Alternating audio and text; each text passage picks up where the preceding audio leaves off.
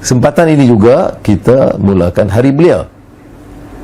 Hari Belia kebetulan semasa saya Presiden Majlis Belia Malaysia, kita mulakan gesaan kepada kerajaan dua perkara. Pertama, mengiktiraf Hari Belia negara, yang kemudian Allahyarham Tun Abdul Razak memberikan persetujuan. Keduanya, Majlis Perundingan Belia Negara. Ini umpamanya semasa Tun Abdul Razak merasmikan sidang Belia Asia tatkala saya menjadi Presiden Belia Malaysia, dan diiringi oleh Menteri Belia Kebudayaan Belia dan Sukan Datuk Hamzah Abu Samah pada masa itu. Dan kekuatan Tun Razak ini ialah walaupun dia tahu kita ini keras menentang dan sebagainya, tapi senantiasa memberi ruang kepada mahasiswa dan belia untuk menemu dan berbincang dan bertelagah dan dia terima dengan sabar. Baik, itu tahun 1971.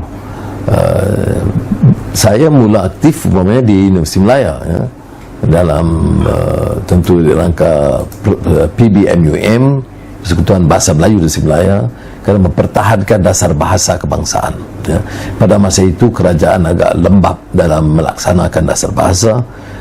Anak-anak di sekolah kebangsaan itu kemudian masuk universiti dalam jurusan Inggeris semuanya, jadi mereka akan menjadi korban. Oleh itu ada desakan penubuhan universiti kebangsaan, jadi melalui PBMUM, PMIUM, dan saya lama memimpin PKPIM, Persatuan Kebangsaan Pelajar Islam Malaysia.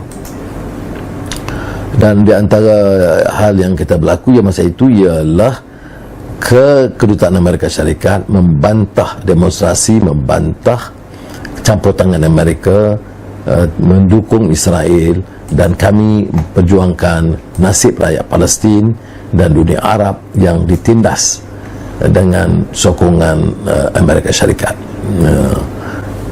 Banyak kegiatan-kegiatan lain yang kita lakukan termasuklah, dan menyebabkan saya akhirnya sebagai pemimpin belia ditahan di bawah ISA, Akta Keselamatan Dalam Negeri, tatkala memimpin ABIM, dan itu dalam majalah Risalah ABIM pada ketika itu diperjuangkan nasib masa itu lebih 1,000 ditahan, termasuk Ustaz Fadil Noor dan lain-lain, tapi mereka setakat 1 hari, saya hampir 2 tahun. Kalau jadi ketua ni risiko dia lebih besar.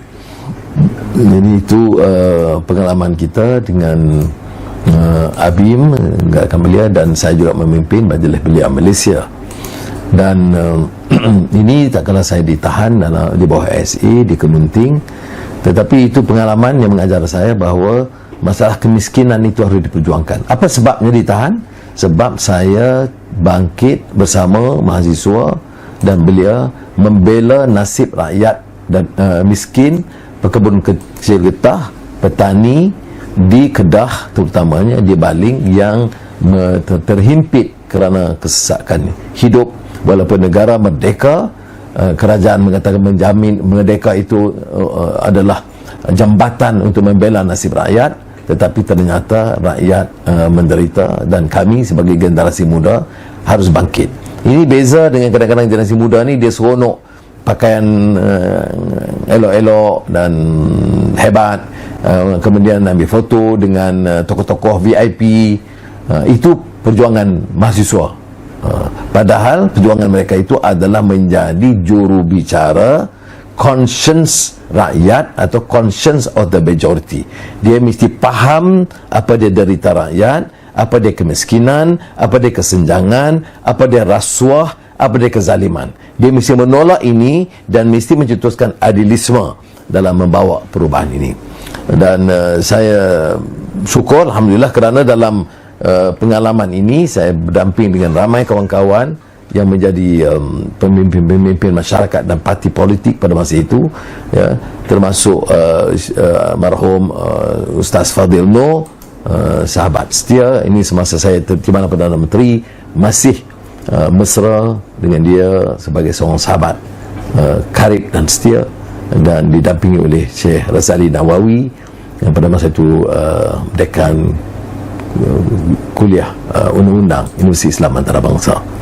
Ini tak kala Tun Hussein On selaku Perdana Menteri merasmikan seminar dakwah belia Islam Asia, tak kala saya menjadi wakil Badan Belia Islam Sedunia WAMI bagi Asia Pasifik.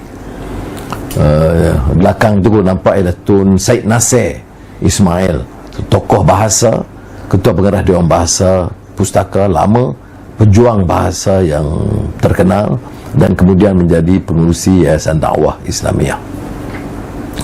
So saudara, saya minta kalau generasi muda juga lihat, ada saya pernah gesa, hai anak-anak muda, berdasarkan mengupas ringkas surah Al-Kahfi, nahnu nakhussu alaikum naba'ahum bil haqq innahum fityatun amanu bi rabbihim wazidnahum huda.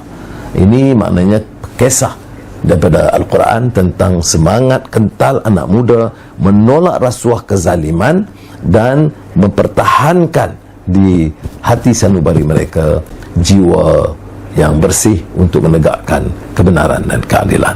Saya pautkan juga video lama yang saya fikir mungkin wajar dilihat semula, kerana ini pidato real di depan khalayak dalam keadaan yang sangat tegang. Saya mau mesej ini pada anak muda yang mencetuskan perubahan di Tunisia, Mesir. Anak muda, Facebook, tweet, blog, do as much as possible. Get to every single youth of this country. Fight them and fight them hard. Power, one, you don't have money. Power, you don't have kuasa. What do you have? You have integrity. You ada marwah, you ada jiwa, you ada semangat. Dan ini boleh menumbangkan Fir'aun kecil, Hosni Mubarak. Kalau Fir'aun kecil kamu boleh tumbangkan, tahun ini yang lain cicak mengkarung, kamu boleh cincang-cincang. Syaratnya apa? Nahnu nakhussu alaika naba'ahum bil haqq innahum fityatun amanu bi rabbihim wazidnahum huda warabatna ala qulubihim idh qamu faqalu rabbuna rabbus samawati wal ard. Apa maknanya? Allah menceritakan dalam Quran, biar Allah ceritakan cerita yang hak. Itu selingan sedikit gambar beberapa tahun yang lalu, saya ingat 3-4 tahun yang lalu, bila kami ditahan daripada berbicara, dihalang. Jadi saya minta kepada ketua polis pada masa itu, berilah saya ruang bercakap sedikit saja, yang lain dilarang. Jadi itulah, hai anak muda,